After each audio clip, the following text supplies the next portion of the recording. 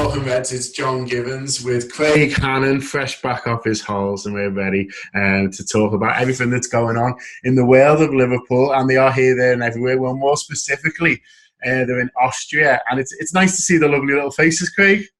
There's always something exciting about that, isn't it? I love seeing them on the bikes. You never get to see them on the bikes. Lack of wheelies, which is disappointing from everyone involved. But even just seeing the sort of the new night gear and the and some of the new young lads as well in and about the squad, it's exciting. I love the Neco Williams pictures yesterday where he stood in front of the mountains because he just got his contract. Some builder pictures, and it just looks like a lovely sort of training camp for them to have. Obviously, it's a lot shorter this season, and I think it looks as if they're only going to have one pre-season game as well, and then count the Community Shield. So it's a bit of a mad pre-season, this one, and obviously the timing of it. But it's dead exciting to see all their little faces again, definitely. Yeah, it just seems like they're happy, they're relaxed, and obviously they're looking forward to next season. And you know, it's a bit of a funny timing, and people are doing different things. And you know, I think it's worked out quite well for Liverpool. In the weekend, the Manchester clubs are getting knocked out of Europe and having meltdowns on Twitter. We're just getting fit, getting ready, you know, bonding and enjoying ourselves, and getting ready for the next season. You're right. There's a massive contrast in what seems to be happening at Manchester. Obviously, they still would have had competitive football. They've both gone out. They've taken it terribly in terms of their some of their Twitter games are just awful. I saw your man Bernardo last night tweeting again. It's like, come on, just put the phone down, Bernardo. Come on, stop it now. You're being silly. And then it's sort of you see the contrast of our lads in the training camp, and they're all posing for pictures. Did you see Van Dijk and everyone like posing all together, and Shaqiri's having a great time. They're all sort of taking the piss out of each other, and they look calm ahead of the new season, and that's exactly how we want it. Obviously, there's a new signing in there as well, which, I mean, I don't know if I'm the same as everyone else, but it's always this time of year that I'm on the Liverpool website just going through. They put about 40 pictures up, and I'm just looking at them all, and I don't know why, because none of them have changed. We only saw them a few weeks ago, but it's just the excitement in the new season and a new start. Yeah, some nice news coming out as well regarding a couple of players. First of all, Neco Williams has signed a new contract, which is great news for him and for Liverpool, of course, after he showed plenty of promise for us back in the last season. I love that they took him to a mountain range to do the photo shoot. It's, you know, excellent stuff. He looks scouse as anything, just up a mountain on a Sunday having a lovely time. What a fella! And you know, he was full of positivity, as you can imagine, and he was saying that, you know, he can't imagine anywhere better to be at the moment to learn and to develop. And you can see that, can't you, for someone like Neco? You know, he knows where he gets his games next season. He knows who he can learn off. He knows what he needs to do, and it's all set up for him to do well. Really is. Like what 12 months when you think about it, that he sort of propelled himself from nowhere, really. I don't think we as fans, even those like yourself who sort of watches the under-21s and the younger teams, would have looked at Neco Williams sort of 3 years ago and gone, yeah, he's definitely going to be one of the ones that bursts through. And but he has, and ever since that debut against Arsenal, where he was solid, he obviously sets up the equaliser as well. But even in that game, I was watching him, and I didn't see star quality immediately. I just saw a player who had done well on his debut. And maybe that's unfair of me to look for that. I think whenever you sort of see someone like Trent come through, and you can see how he plays the ball and how he's just sort of adapts immediately to being in the first team. But Neco Williams has just gone from strength to strength. Every time I saw him, every time I've watched him, and then obviously with this win in the league early, he gets more opportunities towards the end of the season in the Premier League, and I think he acquits himself really well, and that's exciting that, you know, we're able to bring in a new left back, and we're able to sort of depend on this young lad that, I mean, he's at the best club in terms of learning from your fullbacks. When you've got Trent and you've got Robertson, two of the best in the world to learn from, and you've got to deal with Salah and you've got to deal with Firmino and Mane every day in training, you're obviously going to grow as a footballer. So I'm excited for his future, and I think he'll just keep sort of taking it in his stride as he has done until this point. On another fullback, it's been announced that Adam Lewis is going on loan. He's going to a French League 2 club, so we wish him best of luck. Hopefully he gets some games. He's had some bad luck with injuries recently, which has sort of curtailed his development a little bit. So hopefully that move. I'm not. I keep going to pronounce the name of the club, but I'm bottling it. They're playing League Two in France. I'm going for. There we are. I think that the S will be silent.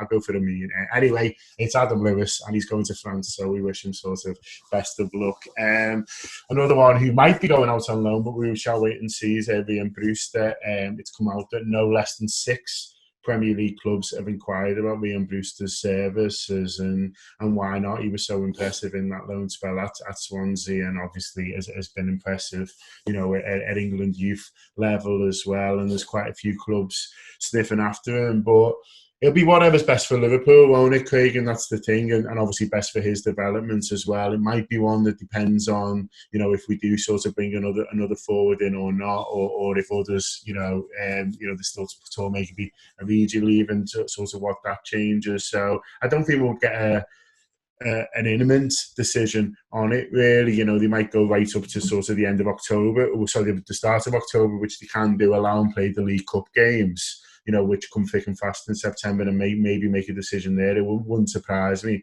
if that's sort of what they end up doing.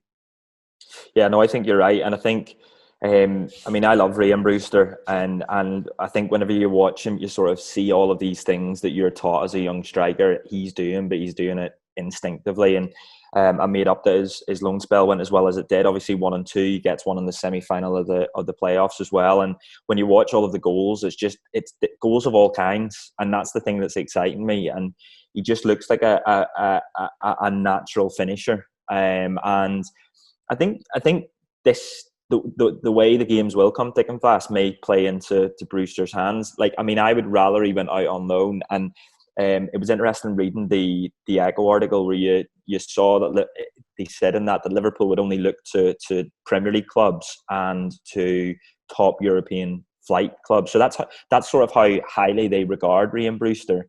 I thought we'd maybe see him again go to maybe one of the relegated clubs like a Watford or a Bournemouth, who they've touted as being interested. The teams that you maybe expect to be fighting for promotion next season, and then playing at a club up there that he's going to score goals while he's got this momentum of 1 and 2. But whenever you do read the piece, then he's coming back and he's saying, well, I want to play for Liverpool and I want to be the striker, is what he said. And he's obviously brought that. He's a confident lad anyway, but he's brought the confidence of having played half a season of professional football and got 1 and 2. And he'll be waltzing into the training camp. Again, you watch the pictures and the videos, and they all seem to love him. Like, he's in with Van Dijk and he's like messing around with him. There's none of this like, I'm a young player and I'm a bit quiet. Absolutely. It's I'm Rhian Brewster and I want to play for Liverpool and boss it. And so I think it'll be a really exciting season for him, whether that is at Liverpool where we're playing games every 3 or 4 days and I'm getting more opportunities than he did last year. Or if it's out on loan, I think he'll smash it. But I love him. And I'm excited to see him in Liverpool shirt. Another one we need to give a quick shout out for is Billy the Kid, as Jurgen Klopp calling Billy Koumetio, who just shocked everyone with his size yesterday on a picture of him. I think it was a victorious 8-a-side team all kind of celebrating together, and he was towering over Virgil. Virgil might have been sort of hunching a little bit, but Jurgen himself said he reckons he's grown 20 centimetres since he last seen him. He looks an absolute unit at 17. He is high. He is so high in that picture. He's higher than Van Dijk. I'd heard of the name. I'd never seen him, and I've not watched him. And as soon as I saw the picture, I was like, who's that? And I saw Patrick, who's our intern. He's watched him a couple of times in the youth teams, and he said he was him and his dad's favourite player. So Scout Patrick's been scouting him for us, and apparently he's a belter, he says. But this is sort of one of the reasons why I love the pre-season, is you get to see sort of these young players, whether it is just in the training videos or in amongst the squad, or usually there'd be much more pre-season games and you'd maybe get a bit of a kick about and a run out, but maybe not this time. But yeah, I'm excited to see more of him, and who knows what sort of player he'll end up being. But Patrick's told me he's a belter, so I'm gonna stick with that. Yeah, well, he's certainly big, and everyone seems very excited about him at Liverpool. I think he was another one about his injury problems last year, but hopefully that's all sorted now, and hopefully a big year for him in the under-23s at least. We're going to talk a little bit about transfers in a second, because there's a bit more Thiago news and maybe some knock-on in terms of world news for Gini Wijnaldum, whether that feeds into that. But in the meantime, someone who knows all about how transfers work within a football club is Steve Warnock, who's our resident pro on the ProView show. We put a new episode of that out this morning. It came out this morning. So here is a little clip of the latest ProView on the inside of a transfer. So I wanted to get you on what it's actually like inside the world of a transfer compared to what it's like outside. So, because it sounds like it can be quite complicated. Like I seem to remember you were halfway down the motorway once when you had to turn around and things like that. I think with the Thiago one, I think everyone wants to get it done, but we're forgetting they're still in the Champions League. So it's not going to get done. Yeah. So everyone's wanting this rush of sign Thiago. It won't happen. It won't happen until he's finished his football and says, right, now I'm finished. He hasn't even come out yet, which is a sign as well. I think he definitely, well, he wants out because he said he wants a new challenge, but he hasn't come out and denied anything, has he? He's not really said, listen, I'll wait until this period. So there'll be things happening behind the scenes now where negotiations will be going on with the agent and the club and talking about wages. And the club will be trying to work the price out of the transfer fee off the back of the wages as well, because everyone goes, right, he's 30 million quid. He's not 30 million quid. He's really 60, 70 million quid when you put all his wages into it as well. So the club have to work that out as well. That's where transfers become more complicated, is that fans forget that it's a whole package. It's not just that fee. You look at Timo Werner, and he was going linked with Liverpool. It wasn't 70 million. When you think of his wages on top of that, realistically, it was a £150 million deal. So that's why sometimes deals do fall through, but the fans can never get their head around. Why can't we afford 70 million? Well, it's not just the 70, it's the wages as well. There's lots to be done behind the scenes, though.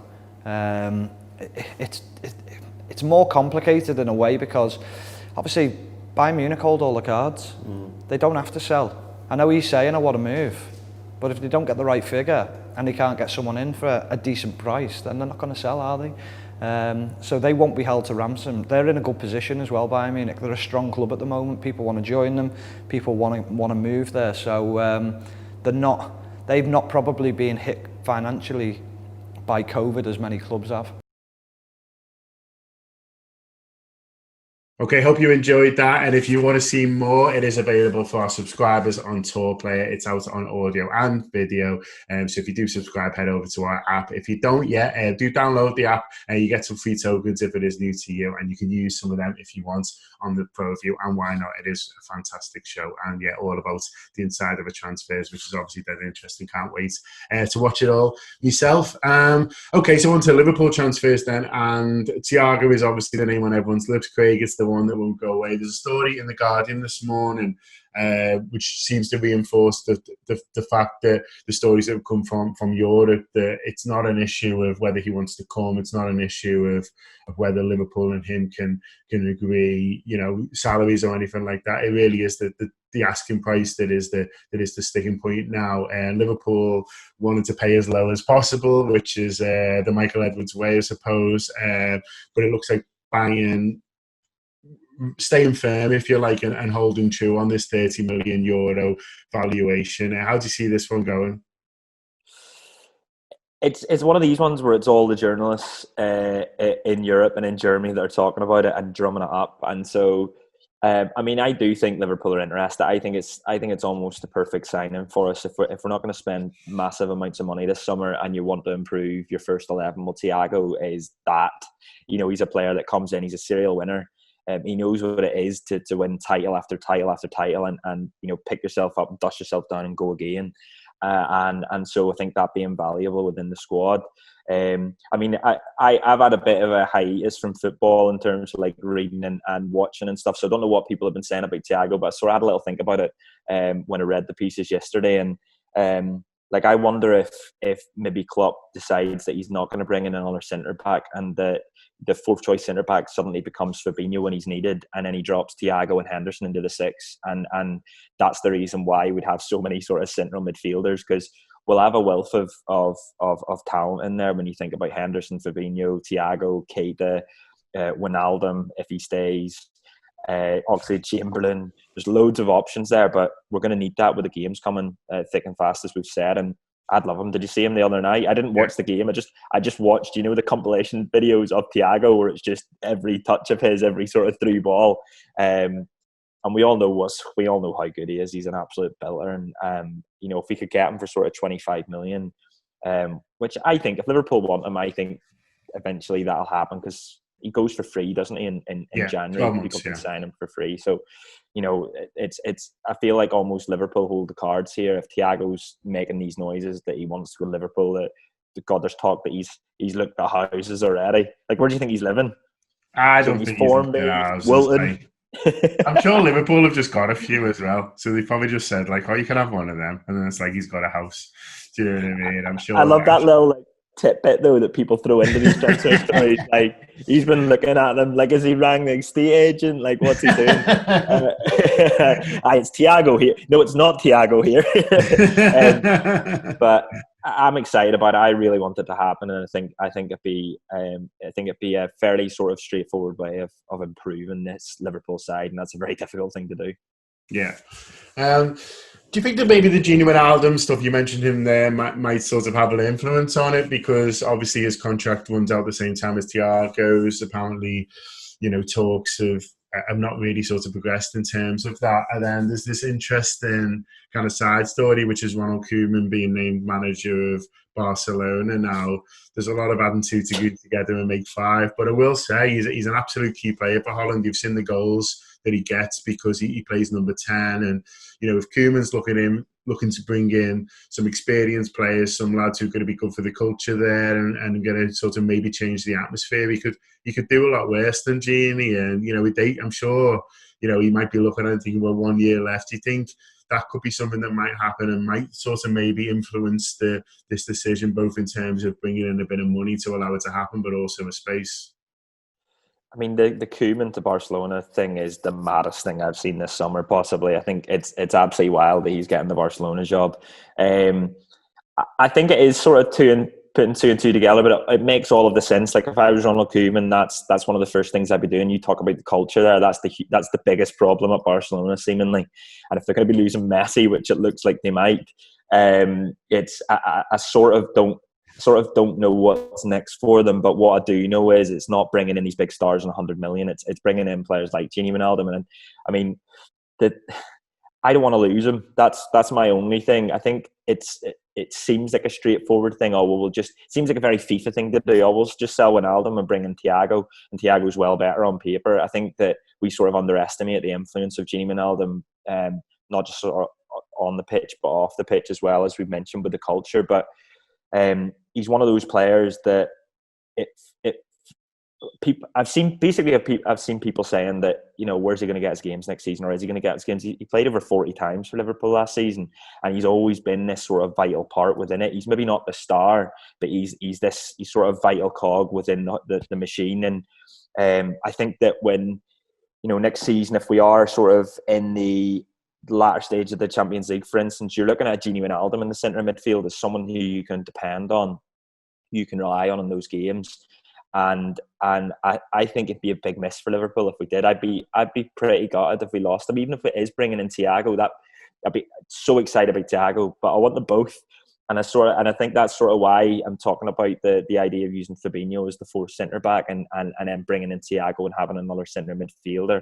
And we're going to need numbers next season. And I think even as well in the same season, losing Lovren, losing Lallana, and losing Wijnaldum, none of them was really our stars, as you like, but for the culture and for the sort of leadership within the dressing room, like that's losing 3 leaders. Whatever you think about Dejan Lovren or Adam Lallana, they were seen as being sort of cultural architects, seen as leaders within the changing room, and to lose Wijnaldum would be another big part of that. And so I don't want to see it happen. But if I was Ronald Koeman, it'd be one of the first signings I'd make, definitely. Yeah, it wouldn't surprise me if Koeman is at least tempted to test Liverpool's resolve on that, but we shall see. It's always interesting in the summer and the transfer window. There's always twists and turns, and the Anfield app will always be following them. Don't worry, not least on our gutter show, which we're doing 3 of a week on the audio at the moment, and the one on Thursday is always a little bit different. We get a bit statsy as well, so that works really well on video when we're sort of flashing up screens and radars and all this technical stuff that everyone loves. And so, yeah, really good time to subscribe to the Anfield app. So do have a think about downloading our app if you haven't already, and checking out all the stuff that we're putting out every day on what's going on around the city and obviously within the football club and over in Austria at the moment, as Craig says, on the bikes. But in the meantime, nice one for joining us. Hope you've enjoyed this day's Talking Reds. Up the Reds. Have a great day.